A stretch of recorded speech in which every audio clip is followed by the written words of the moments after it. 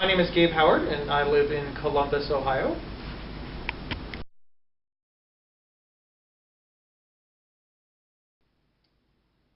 About 6 years ago, I was leading a very ordinary life, at least so I thought. I was married, I owned a house, I had a well-paying job, and I always had thoughts of suicide and things of that nature, and I thought that these were relatively normal. I really didn't have an understanding of mental illness, I didn't have an understanding of mental health issues. It was never talked about in my family, I don't have a family history. It was never talked about in school, it was never taught. I began formulating a suicide plan, and a woman that I was seeing at the time, I had already gotten divorced due to mania.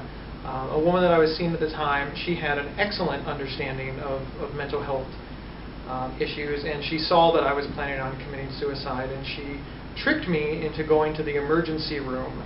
It was kind of a funny story. She said, "We're going to take you to the emergency room because you're very clearly trying to kill yourself." I said, "Well, I don't have anything wrong with me, so there's no reason to go to an emergency room." She took me there anyway, and I went, and I told them about my feelings, the thing that I was going through. We explored the depression, the mania, the cycles over the many years, etc. And they said that they wanted to hold me for observation. I was really surprised that anybody was willing to do anything about these feelings, because again, until that day, I thought that they were relatively normal, because they were normal for me. They held me for 4 days, 3 nights and 4 days. I was there. They diagnosed me with bipolar disorder and an anxiety disorder. I had a dual diagnosis when I left, and they put me on my first psychiatric medications and gave me a referral to a psychiatrist and a therapist. And I began the journey that way after that hospitalization.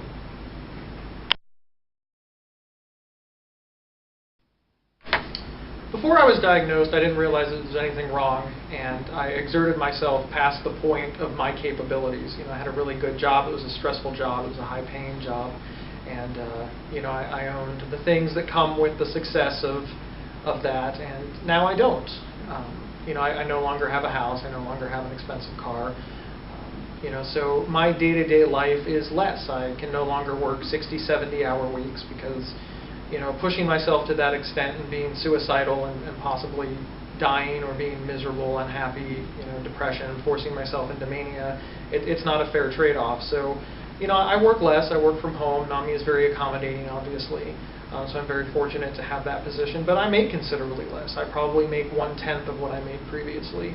So life is different, but I get up, I get dressed, I go to work, I do good things for myself and for the community, and I come home, I take medicine 3 times a day, I go to therapy once a week, I go to the doctor every 3 to 6 months to get my refills, and aside from having a giant healthcare expenditure every month, I would say I probably appear normal to most of the world these days.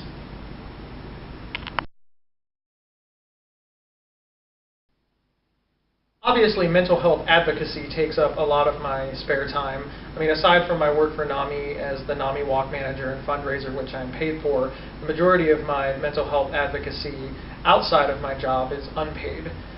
So I do a lot of volunteering, a lot of speaking in the community. I write a lot of letters.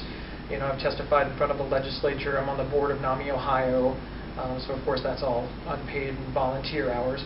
But for fun, I'm a huge hockey fan, despite the Columbus Blue Jackets troubles, which are very, very many. I still support them, so I watch a lot of hockey. I do like TV. I like to read. I like to go to movies. I like to hang out with my friends. I'm a pretty typical 33-year-old.